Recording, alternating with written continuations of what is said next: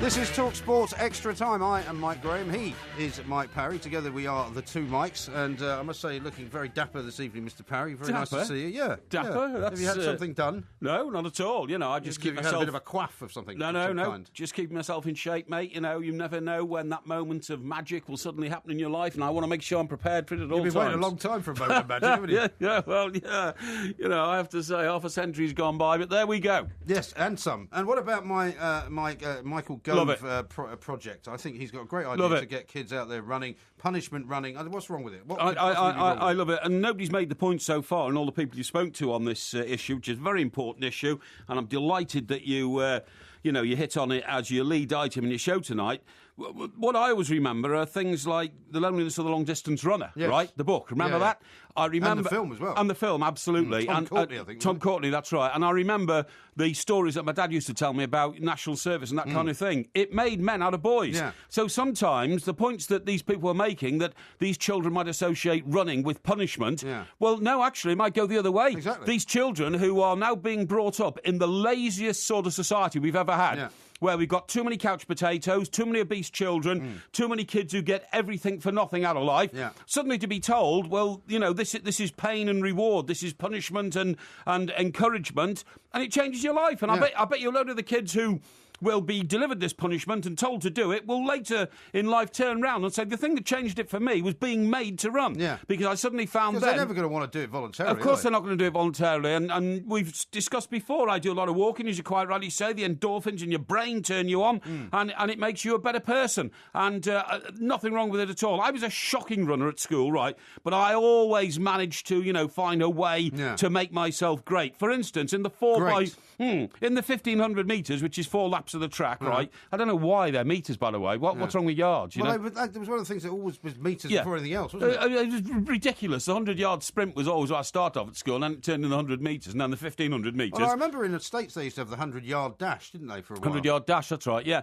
But I could never work out why it was 1500 metres, because 4 laps is 1600 metres, so I was always arguing with the teacher about that, Yeah, so how did they work that out then? I've no idea. I don't know. I don't know what the, some continental conspiracy, isn't it, to devalue our imperial measurements and that sort of stuff. Let's not get carried away. No. But anyway, so on one occasion, I knew I wasn't as good as the rest, but I decided on a cunning plan to outdo them, win the 1500 metres. You ran 1500 metres? Yeah. Are you sure? Absolutely sure, yeah. That was in the days when I had a proper heart, not one-third of a heart. What age were you at this time? Oh, I was about 15, I suppose, something like that. Anyway, so what happened was, as the whistle went in the 1500 metres, you start on a curved line and you all move into the the inside track, I remember all that, yeah. So I thought, right, I'm going to completely fool everybody Which lane were you in? I was in the middle lane or something. So now, as the whistle went, or whatever it was, or gun or something, I can't remember how they start races. Well, normally it's a gun. Gun, is it? Yeah, that's right. So I don't know if they're allowed to have those at school. Yeah, well, not sure. So I thought, I'm having none of this.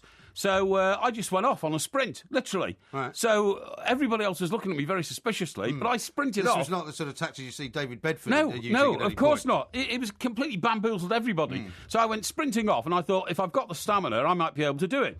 So this lot are all in a pack, jogging around, and I'm half a lap ahead. Right. And I'm looking across... Your little legs pumping away. Yeah, absolutely. And I'm looking across the track and waving at them like this, right? And I thought, this is brilliant, This is a new tactic, I'm going to do it. Yeah. Anyway, after about a lap and a half, they suddenly cottoned on, and then the best runners suddenly came after me. And I'm not joking, they beat me by about 2 yards on the line. Yeah. It was a brilliant tactic. I nearly got away with it. But in the end, my energy level just sort of disappeared. But, well, that's why you have to manage yourself in these races. Yeah, but, I never really did athletics much at school. I wasn't really interested in it, to be honest. I did the cross-country once, but nearly got expelled because we went to the pub, literally, when we were 16. Well, funny enough, I was saying that. And I mean, as far as the people that have called in who were in the army and stuff saying, it was great for us, it was terrific, even if you were doing it because it was punishment. Of course you wanted to do it. But in the end, kids can learn all kinds of little things about doing that. They can learn about being, dodgy little characters and disappearing off to the pub or hiding in the woods. And, it's good for them. Of course it is, yeah. I totally agree. Anyway, let's talk about football because we've got a lot of football to talk about. Let's start off with your visit to Stamford Bridge on Saturday. I don't want to talk about it. You said to me before you didn't want to talk about it, but I cannot. I have a duty to the listeners of this show to find out from you, how, because you looked like you were pretty dejected on Saturday afternoon, as far as I was concerned. concerned, and you got quite grumpy with me when I was quizzing you about it. Yeah, well, I'm pretty pragmatic about when my team gets beaten. You have to be sometimes, particularly at places like Chelsea. But I thought we were up for it. I thought we were very good indeed. We were the better team. We could have won 1-0. Never mind, lost 1-0. And then they had 5 minutes of extra time at the end. I don't know where that came from. I've no idea where that came from. And when they took that free kick, I thought, oh, no, we're going to fall for a sucker punch here at the end. Because on open play, Chelsea couldn't get through at all. As says, they've got any strikers. Yeah, no, haven't got any strikers. They couldn't get through at all. So we had them in our back pocket. And then all of a sudden, that must have been a terrible feeling at the 5 minutes. It was shocking. It was horrible. Time. It was horrible. I went to try and see the chairman at the end. He dashed straight off. He was very upset, and I was very upset. And we just thought it was a terrible injustice. And I got a bit mouthy, actually, with a few Chelsea fans around me. And the interesting thing for me is that because quite a lot of the Chelsea fans before the game were saying, "Oh, please go with Porky so that the curse can continue." The Everton curse that I carry with me. Maybe it's you that's got the curse. Well, maybe Smith's got the curse. I don't know, but it was shocking. We've got Arsenal in the FA Cup in a couple of weeks' time at the Emirates, so going to hope that the same thing doesn't happen there. But you don't want to talk about Everton, or you want to talk about England, really, don't you? We do want to talk about England, because you're very unhappy, apparently. You're telling me about England's group. I mean, I don't know why you're unhappy, because surely you'd be happy that England's just going to top the group and everything's going to be fine. It's so non-competitive. It's not worth going through the qualifiers. It is absolutely not worth it. Group E, England, San Marino, Lithuania, Estonia, Slovenia. Why are you pronouncing all these things in a ridiculous way? That's the Eastern European accent. Is it? And then Switzerland. Now, I don't think there's one of those games that I would get on my bike and Switzerland might be easy, wouldn't it? Well, Switzerland's the 6th-ranked team in the world. I don't know how. I mean, it's those ridiculous FIFA ratings, and so you say... Well, they always do quite well in World Cup. Well, they sort of do, but nevertheless, they're not really a cachet name in world football, are they? You see, if we had the Germans in our group, you see, the point is that at least the top 2 teams get through anyway, and maybe even the 3rd team, depending on how well... This is the year that they've expanded the tournament, It's rubbish. It's absolute rubbish. And I'll tell you what, when they get to the finals, the 24 teams in 2016... all the qualifying games within the finals not going to be worth watching either because there's so many weak teams. But I mean, how do you, honest to God, justify a group like this? Germany and Scotland in the same group, fine. With Poland and the Republic of Ireland, fine. And then Gibraltar and Georgia. Yeah. Georgia, maybe. Gibraltar hasn't even got its own ground. They're going to have to play in the Algarve in Portugal. Yeah. What's going on? How do they allow... Danny Higginbotham play for Gibraltar? I think he did, yeah. It was one of his internationals. How on earth do they allow countries like that? Now, what I'm saying is this, look. You misrepresented me earlier. You said I might be supporting somebody else. Of course I won't. I think you are going to support... No, I'm not supporting somebody else. What I'm saying is that if, for instance, in these qualifiers, England were playing San Marino at Wembley, and on the same night, Germany were playing Scotland at Hampden, I'd rather go up to Hampden and watch the Germany-Scotland game. Well, so you'd be supporting Scotland, then? I wouldn't be supporting Scotland. You're not going to support Germany, are you? I'm not supporting Germany or Scotland. Who are you supporting then? Well, I want to be at a football match where there's a bit of edge and a bit of spice, because in a half-empty Wembley stadium, there's not good. What's this? Just getting in the mood. This is Flower Scotland. I heard Mr. Brazil sing this once at Hampden Park. Yeah, we all heard that. And he wouldn't stop singing it because he finds it a very attractive record. Know he was at Hampden Park that time? Yes, of course he did. Yeah, thank you, enough of that. Well, we'd seen Rod Stewart for lunch on that day. We'd had lunch with Rod Stewart in a restaurant in Glasgow, and Al got carried away a bit about the emotion of the occasion with the Rod. old country. You get up to the old country, that's right, yeah. So Al kind of... I think you would fit in because, I mean, technically you're a Celt, aren't you? No. I don't mean that to sound No, I'm not. as bad Nothing as it Celtish about me at all. You're from Wales originally. No, I'm not. I'm not from Wales. Yes, you are. No, I'm not. I'm not from Wales. That's rubbish. I'm the most purely bred Anglo-Saxon Englishman you've ever come across in your life. Really? Honestly, yeah, absolutely. Well, why does everyone say you're Welsh? I don't know. They can say what they like. I'm not Welsh. My name has antecedents in Welshery or Welshery. So it's a Welsh name you've got. Well, I think it is. Yeah, because if you drive so how through, can you not be Welsh then?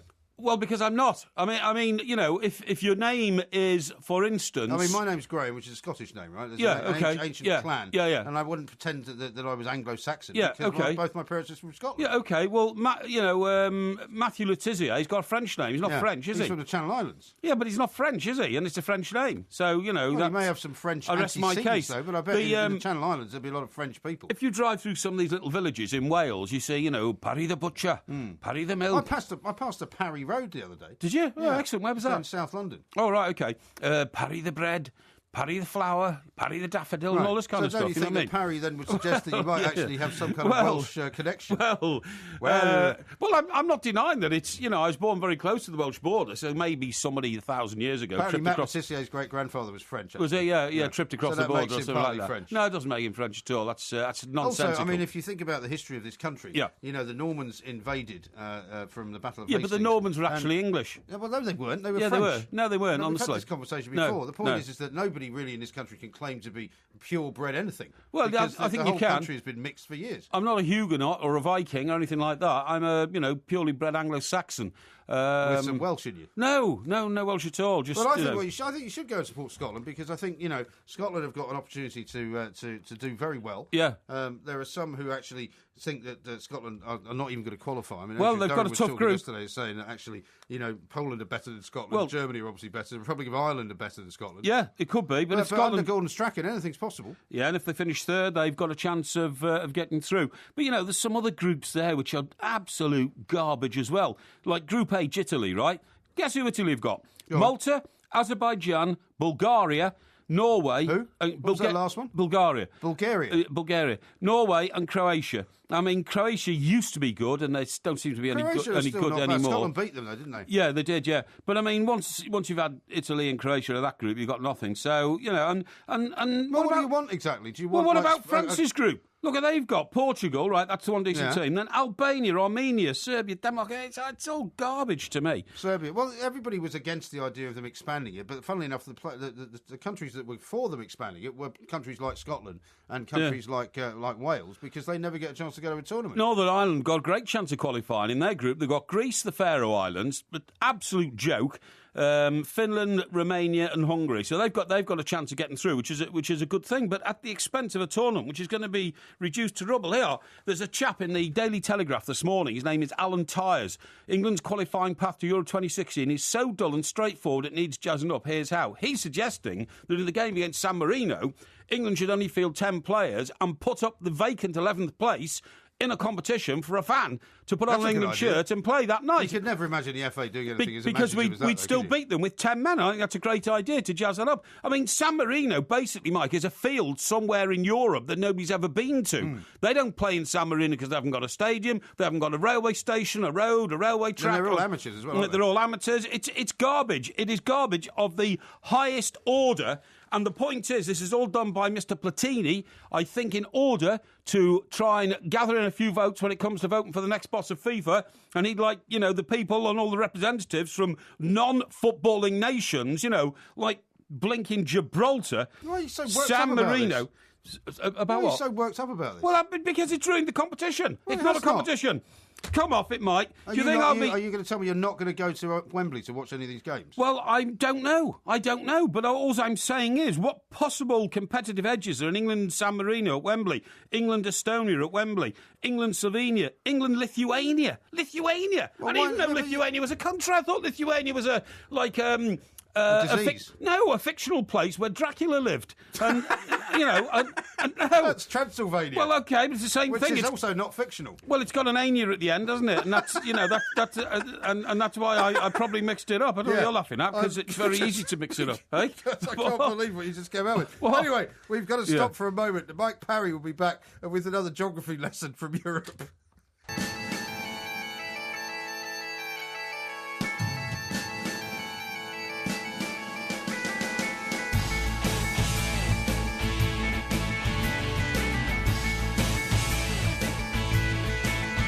Seems to be a bit of a Scottish flavour to your show tonight, Mike, yeah? Well, it's starting to stir because you're Scottish, obviously. Stir the old Scottish spirit, because there's something great about Scotland, and if you haven't experienced the Scottish Tartan Army, which I'm sure you have over time, I think you should go and join the Tartan Army. I think they'd like the look of you. I think, you could get a kilt and everything and just go up and support Scotland. Well, I'll tell you something. I mean, I'd never support anybody but England, and I'm certainly not supporting Scotland in the qualifiers. I'm just saying that if those two games were on telly one night, England, San Marino, or Scotland, Germany, which one would you watch? You'd probably watch Scotland, Germany. I would watch Scotland, Germany. But anyway, look, point is, I've said over the years... But, I mean, to be fair, without which would be to be unkind to Scotland, I don't think Germany-Scotland would be any more of a spectacle, perhaps, than England-San Marino. Well, I think it would at Hampden, with the passionate crowd there, because I don't think the crowd can get very passionate at Wembley when San Marino were there, and that's not England's fault. They get very passionate anyway. Well, they do, but it's not when it's San Marino there. Now, what I was going to say is, and I've said this consistently over the years, you go away to competitions, the cultural presence of the Scottish fans and the Irish fans from the Republic of Ireland is immense. They really add something to a tournament, you know. And that's why you want Scotland to be in it. Well, I totally agree. So whenever I go to Dublin, you know, for a crack or a weekend on the crack or whatever, on the Liffey, River Liffey, and all that, you know, and pirate you do, stay at Ballsbridge in a hotel. Whenever I go there, I always love the culture of the place. Like that, or should be thrown in on Yeah, that's right. Yeah, I probably would. What's it called? Temple Bar, isn't it? The place in Dublin, and that's always absolutely great, and I love that. And then I go to Scotland, right? I go to Glasgow. And I stay in a hotel just off Hamilton Square there, and again, you know, the cultural. You mean George Square? No, Hamilton Square. Where's Hamilton Square? Hamilton Square. Is it George Square? It's George Square. It could be George Square, yeah. By Central Station. That's the one. Yeah. But anyway, the point of with all the monuments on them, George Square. But the point of the story is that you feel you're in amongst like a cultural happening and all that. Now, you don't get that feeling in London. We've been around too long, London, and we've had too many incursions from people passing through London over the years, and we don't seem to have grabbed the English culture and defined it the way the Scots and the Irish have, and that's why it's great to be there. Well, that's one of the reasons England aren't as good as they ought to be. But let me give you a little Scottish test. Because Why? Why do I need a Scottish test? In my capacity as having Scottish heritage, I could invite you into the whole Scottish world. I don't want to get into the Scottish world. I'm just saying the quality of football might be better. All right, well, let's see whether you can qualify. You have to get at least 3 out of 5 right in order to even support Scotland in this game coming up. I'm not supporting Scotland Number anyway. 1, which famous Scottish striker played in the Lily White of Spurs? He also has a strong link to the old firm. He played for the national side over 40 times, scoring 8 goals. Steve Nicol. Gordon Jury. Gordon Jury. Where you been on Gordon Mars? Jury. Yeah. Number 2. Which player is the record cap holder for the Scottish national team? Kenny Dalglish. You want to have a pop at how many? 87. It's 102, actually, between 1971 and 86. It was a no-brainer, honestly. That was pathetic. He's the only Scottish player to have reached 100 caps. So you got one right. That's good. 1 out of 2. Yeah. Number 3. Who was the first Scottish team to reach the semi-finals of the European Cup? The first Scottish team to reach the semi-finals of the European Cup, without a shadow of a doubt, that was Rangers. No, without a shadow of a doubt, it was Hibernian. Oh, was it? Where you been on Mars? Oh, yeah, okay, yeah. Number 4. In what year did Scotland first take part in the final stages of a World Cup tournament? That it wasn't be... France 98. No. That would be 74. Hello, where you been on Mars? 1954. 54, so right. You got 1 out of 4. See if you can rescue it. Yeah. Who is the Scottish national team captain? At the moment, yes, Darren Fletcher. It was a no-brainer, honestly. That was pathetic. Scott Brown. No, it's Darren Fletcher, except he hasn't been well. He's not the captain if he's not playing, is he? Well, he is the squad captain. He is the country's captain. Is he? But because he's had that long-term illness lasting a year, you obviously can't captain the team if you're not playing. So he's not the captain, then, well, he is. I'm afraid he is. I'm saying he is. And anyway, I've never claimed to be an expert on Scottish law, Scottish culture, or Scottish football. So why don't we move on? Yeah, all right, let's move on. Let's talk instead about another famous sportswoman who made the papers yesterday, Rebecca Adlington. Ah, absolutely. Lovely girl. She is a lovely girl. She's been the victim of some terrible insults over the years on the social network and all that sort of stuff. But she's had a nose job, and funnily enough, only last week we were talking about plastic surgery because Victoria, I was on the show. Yeah, well, I wasn't. No, well, you weren't here. Yeah. You were only here 2 nights a week. Yeah, Victoria Beckham was finally admitted that she'd had a breast enlargement done. Augmentation. Augmentation is the right word. Yeah, and she's had them taken out now. So they're going back to normal size. But Rebecca Adlington used to take a lot of stick for having a big nose, which I find amazing because I don't know why people would give somebody stick just for the way they look. Absolutely. Because, I mean, if that was the case for you and I, there'd be people who would be abusing us all the time. They certainly would. Well, more you than me, but very possibly. But anyway, I don't think it actually looks that different. Do you? No, it doesn't look different to me at all. In fact, I didn't think there was anything wrong with it in the first place anyway. But if you actually read the sort of treatment she had, it's quite interesting. What they've done is you'd normally think like plastic surgery would mean, a week in hospital, huge bandages across your face and your nose for days on end or even weeks and all that. In fact, all they've done is inject something into the side of her nose. Insert, make little holes inside of her nose and then put something in, which apparently is straighten her nose out. But I must admit, I can't tell the difference between the first picture and the second picture that we're looking at here. So they haven't reduced it as such. Well, they've just kind of made it. They seem to have made it slightly thinner, don't they? What I think is the shocking tale of this story is that the poor girl's been so worn down by the sort of abuse. Well, malicious comments that you've been talking about her look. She decided to go and do something about it. Frankly, if it had been me, I'd have turned around and said, forget it. Yeah. I mean, the face you're born with is the face you've got. Now, it's easier for a man. You weren't born with that face, were you? Yes, it was, yeah. Really? It's easier for a man. If you remember a guy called Serge Gainsbourg all those years ago, he was Jane Birkin's sort of lover, you know what I mean? And he was he the one that sang the song with her? Yeah, Je t'aime. Yeah. That's not a cue for you to start singing. This is not... No. Je t'aime. Hey, by the way, I'm working back with David on Wednesday morning on the Animals sure he'll be delighted. He will be delighted, yeah. So, anyway, the point of my story is that he was said to be one of the ugliest men in France, but he had, sort of... well, like Gérard Depardieu is not exactly blessed with good looks, is he? And these guys are supposed to have ugly magnetism, you know what I mean? Plus the French accent, of course, which Eric helps a bit. Cantona's another one. Eric Cantona might be another one, yeah. So I've always said, I've got something of that sort of rough, tough, sort of ugly magnetism about me, which I'm quite proud of, you know what I mean? How tall was he, this guy? Which guy? He was a midget, I think. Was he? I think he was a midget. I think he's about 5'2". He's not around anymore, obviously. No. That's part of the appeal, isn't it? I would always describe my face as the lived-in face. Yeah. You know what I mean? Well lived in. Yeah. But it looks like a few people have been evicted from it. Oh yeah, I mean that's rather cruel. That. That's the sort of thing I'm talking about. As for your face, Mike, I mean.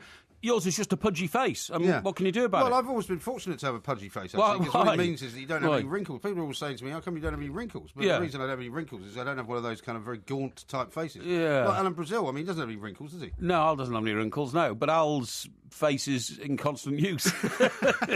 If you see what I mean. He's never at rest. He's never at rest, that's absolutely right. No, exactly right. Now, I mean that in the nicest possible way, obviously. Talking about plastic surgery, remember Shane Warne, when he was accused of having plastic surgery, when he started going out with Liz Hurley, he became the subject of many jokes in Australia because he looked as if he'd sort of gone over to the metrosexual look, and he'd slimmed down and he was wearing different clothes.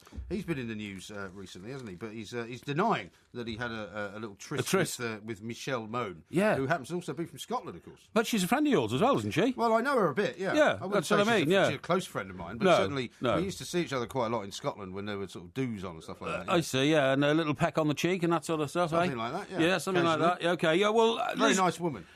Michelle Mone has my huge respect because, I mean, she's an entrepreneur who's made a huge success of her company. Yeah. I've still not worked out what Liz Hurley does. Have you? No. I mean, I simply cannot... She doesn't really do anything. No, she doesn't really do anything. I honestly can't make it out. And I'm not being rude to her. Look, I take my hat off to anybody who makes it in life, however they make it, or for whatever reason they make it. To me, that Russell Brand guy's another one. I don't know what he does, but he gets paid a lot of money to appear in movies. Yeah, but he's supposed to be a comedian, but I've never laughed at anything he said or anything like that. But I mean, that's another story. The point is, Michelle Mone, highly successful businesswoman, deserves the respect of the nation, all kind of stuff. The only thing I've ever seen Liz Hurley do was in a film called Passenger 57. Have you ever seen that? No. And what's the name of that guy who's great actor, great British actor? The American actor was Denzel Washington. Yeah, the English Colin Firth? No, I'll tell you what he was. Grant? No. This guy... Jack Hawkins? No, this guy was the Sheriff of Nottingham in the film Alan Rickman. Alan Rickman, there you go. Well done. Good. See? He was in the first Die Hard movie. Exactly. As soon as I said Sheriff of Nottingham, you got it, Alan Rickman. And Alan Rickman is the villain. He's always the villain. And he's on the plane. And he's passenger 50... No, he's not passenger 57. Denzel Washington is passenger 57, right? Another great Porky's movie. No, but it wasn't Denzel Washington. I've just remembered it was Wesley Snipes, actually. But anyway, we're getting close. You're going to turn into that thing that Samuel L. Jackson got annoyed with the other day when somebody thought he was Lawrence Fishburne. That's right. But anyway, what happens is, on the plane, he's got his handcuffs on, because he's a prisoner on the plane. And the waitress comes up, the hostess, and she's got a trolley, and it's got a silver platter, and she says to Rickman, "How do you like your steak, sir?" He says, "Bloody." She lifts the lid. There's a gun. Rickman picks it up and blows everybody around him away. Right. And that's that woman played by Liz Hurley? Then? Yes. The air hostess is played by Liz Hurley. That's the only time I've ever seen Liz Hurley do anything. When she became famous as Hugh Grant's kind of other half, she got a modelling contract and she got some kind of. Do you remember the night when she appeared at the opening? I do. In a dress that was held together by huge safety pins, and nobody had ever heard of her up until then. Remember who designed it? Same guy who designed Dinah's dress. Versace. Nah, it wasn't Versace. It wasn't David Emanuel. I think it was. No, it wasn't. I think it was. It was Dolce & Gabbana, wasn't it? I don't think it was. Anyway, point of the story is, man, ever since then, she's been famous. By the way, let me tell you, I was in... What are you laughing at, eh? The producers just told me it wasn't Alan Rickman in that film. It was Alan Rickman. It was definitely Alan Rickman in Passenger 57. I stand by that. I don't care what the producer says. He's a numpty. Right. Yeah, let me tell you. I was in Los Angeles staying with my friend on the night. I don't believe that story. It was. With Caroline, and the night that Hugh Grant got lifted for having a prostitute in the car with him. Oh, Remember, yes. Davine Brown. Yes, right. And following day, even though I didn't work for the same paper that she worked for, I was going round, up and down Sunset Boulevard and all that, nailing wanted posters on all the wooden telegraph poles. £50,000. You didn't get arrested. Yeah, I know. I was. Yeah, £50,000 reward if you know the woman who was in Hugh Grant's car. We got a load of posters printed, and I went round nailing them on telegraph poles. Extraordinary. Did you see Alan Rickman while you were down there? No, I didn't see Alan Rickman. No, but it was Alan Rickman. Believe me. All right, we'll check that out. Mike Porky Parry and myself, Mike Graham, with more from the two Mikes next. Je t'aime, je t'aime, oui je t'aime. Moi non plus. It doesn't sound anything like the way you were doing it earlier. It's actually quite a melodic song. Yeah, and that's Serge, isn't it? Serge Gainsbourg. You sure you got his name right? Because it'll be the first one you got right on the whole show. Because I've got a text here from several people, actually. Neil in Tamworth. Yeah. Alan Rickman was not in Passenger 57. Google it. And here's one from Willie in Motherwell. Tell that balloon Parry, the baddie in Passenger 57, was played by Bruce Payne, not Alan Rickman. Idiot. I'm sure it was Alan Rickman. I can see his face now. I can see him saying, how do you like your steak? Bloody. He picked up the gun and he started blasting people away. I'm sure it was Alan Rickman. Well, it's not him. You can be as sure as you like. Well, it must have been a different film then. Well, maybe it was Passenger 58. He was Passenger 58, yeah, or Passenger 59, who knows? And funnily enough, we should talk about our good mate, Mr. Piers Morgan. Well, of course we should, because he was very heavily involved in that whole Divine Brown story way back in the day, wasn't he? Yeah, he was, the news of the world. But woke up this morning to a text message from my sister in America to say, Piers Morgan's just been fired. And we're hoping to get him on the show.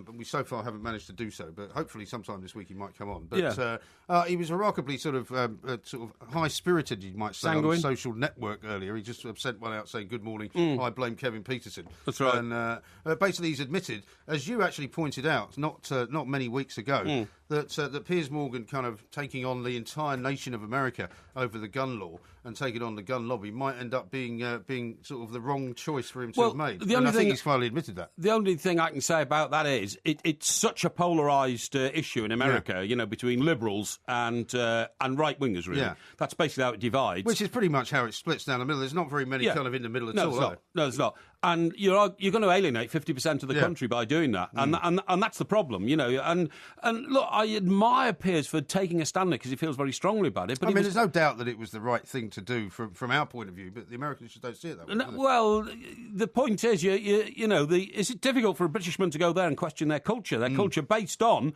the almost need or God-given right to defend your own property, which comes from the days, of course, when, the chuck wagons were rolling across the plains, go west, young man, and all that kind of stuff. And so you can't alter that. Yeah. No, I know. And funnily enough, the world that, say, you and I would have inhabited most of the time when we were there, which is on either coast, Los Angeles, New York, the vast swathe of the country in the middle is very, very different. Oh, absolutely. And that's kind of the heartland, as they call it, of America. And that's where the elections are won and lost and all of that. And that's where the guns mostly are. I never knew anyone in New York City that had a gun. No, I didn't either. There was a gun law where you weren't supposed to carry a handgun in the city, but I didn't. Obviously the police carried guns. Well, you wouldn't want you to carry a gun. That would not be a good idea. But Mike, you and I went to places like Missouri and places like that where actually there was a local law in certain counties where you had to have a gun in your house. Well, on the basis of you are responsible for your own self-protection. Absolutely. And I was in Texas quite a lot, as I'm sure you were, and you'd see people driving with a gun rack on the back of the pickup truck, and you go into bars where it would say, please check your weapon at the door. That's right. And everybody had a gun. That's right. And it was quite a weird scene. It was a weird scene. Anyway, I'm sure he'll bounce back because that's the kind of guy he is. Yeah, I'm sure he will. Hopefully we will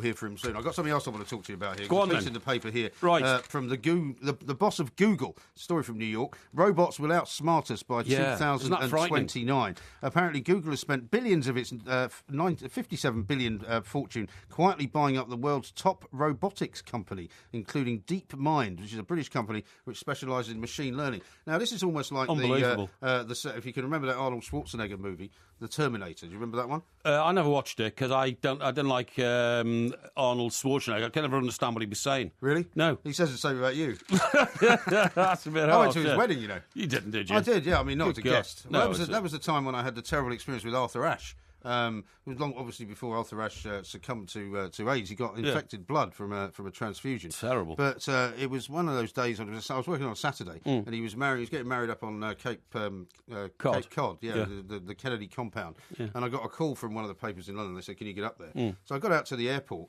Got myself on a flight up to Boston. But got to Boston, and it was completely fog bound. Nobody could fly down to Hyannisport, right? So we had to all go and rent cars. And I was standing in the rental car queue behind Arthur Ashe and all these other guests that were going to the wedding. Yeah. And he turns around to me and goes, "You going to the wedding?" I was like, "Yeah." And he's like, "You want to share a car?" I was like, "Yeah, okay then." So we shared a car all the way down there. Excellent. And then, of course, we got there, and I had to kind of jump out of the car at a prerequisite point because otherwise they would have tried to take me inside the church, where I didn't have a ticket. Yeah. But did Arthur Ashe know you were a member of the the filthy scumbound? No, because then he wouldn't have asked me. Tabloid press. No. What did you say you were? I said I was just going. I was a bit vague about it. I just said, I'm just a friend. Vague. I'd be a bit vague about you, Mike. Friend of the family. Yeah. You know. But no, talking about this, getting back to I mean, this is so frightening because Skynet is the organisation that is the sort of the story of Terminator, right? And what they are is they end up making these robots that kill everybody. Right? Yeah. Now, weren't the Cybernauts one of the biggest opponents of Doctor Who? The Cybermen. Cybermen, that's right. Cybernauts. That was Jason and the Argonauts. You're going to get anything right on the show tonight. All right, well, the Cybermen. Now, they were pretty bright guys. The Daleks, they weren't very bright at all. The Daleks were pretty bright guys. Now, I don't want to be rude to my fellow man, but when that says, is it by 2029, computers will be brighter than human beings, I would say that computers are already brighter than about 80% of human beings, wouldn't you? Well, I think you could say that some humans are getting more stupid and some computers are getting more clever. In this country, a lot of people are much more stupid now than they were 50 years ago because successive governments of both political persuasions have decided to level out and run down the pursuit of excellence in education that everybody's now a lot dumber than they were, apart from the elite few who get the opportunity to go to very expensive public schools and that sort of thing, which is a goddamn travesty. Well, information has changed as well, hasn't it? Because, I mean, in the days when you and I went to school, you had to learn everything, whereas now you can just look it all up. I read today somewhere that a lot of schools now prefer to teach children how the Mayan population in wherever the Mayans were... The Mayan population? What, in South America? Something like that, yeah. How they developed is much more important to them than the Battle of Waterloo or Winston Churchill. Well, that's become a huge bugbear, hasn't it? That they don't any longer teach English history. But that's partly because the people have decided that English history is biased from an English perspective. So therefore, you have to teach from a different perspective. Yeah, well, the Russians still teach people about Stalingrad and Leningrad and the sacrifices that the Russian people made. Anymore, though, is it? Well, no, of course it's not called Stalingrad or Leningrad anymore. But it's called now. Well, Leningrad is St. Petersburg and Stalingrad is Volgograd. Thank you. Yeah, that's right, absolutely.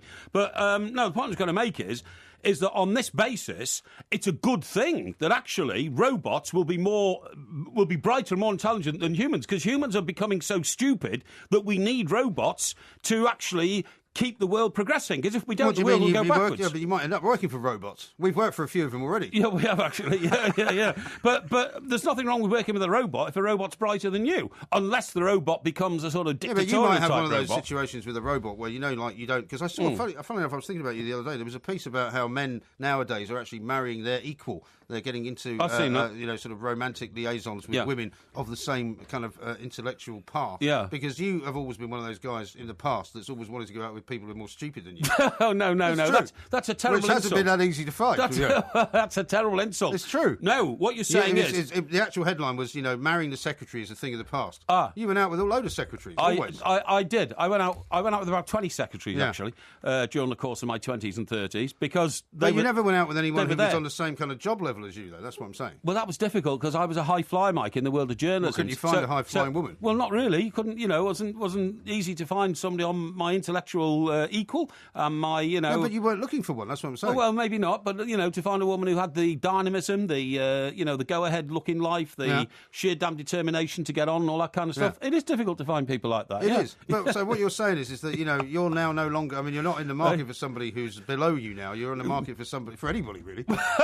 Yeah, mean, that is a bit harsh. And you're trying to point out here that you think I'm so desperate now that I would go and, try and romance some bagwoman on the street or something like that. That's exactly what you're getting to. I'm not going that far. That's exactly what you're getting to. What I'm saying is that presumably what you want a robot for is to look after all the stuff in the house. I mean, like, for example, what your Mrs. Mop now does for you, you could have a robot doing all that. Maybe, but doing the shopping is for the you. Danger, of course, that robots will take over the world and enslave us. Well, there's a movie out at the moment, isn't there, called Her, which has got Scarlett Johansson as the voice of the computer. Oh, really? John and I were just talking about it last week. Who's the voice of the computer? Scarlett Johansson. Oh, all right, okay. You know who she is?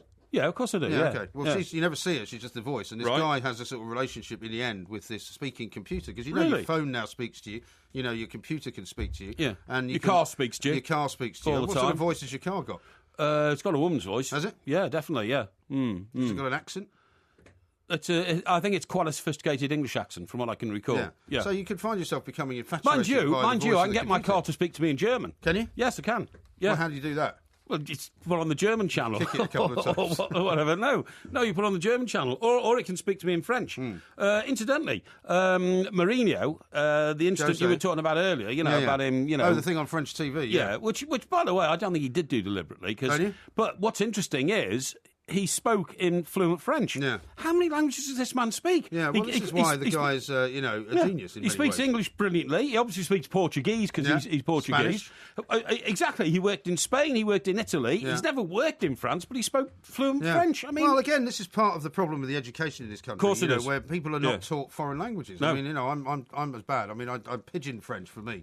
Is I can get by in French. You can't get by in French. We've given you French tests in the past. Well, you gave me difficult questions. Kids who grow up in Europe learn how to speak English from a very, very early age. Yes, but English is the master language of the world, and I do not say that as an egotistical Englishman. Yes, you do. It is the fact of life that most things in the world, to get them. Why do you think the Prime Minister or the President of France is never on international TV? It's because he speaks French. Angela Merkel never on international TV. House, no, because she speaks German.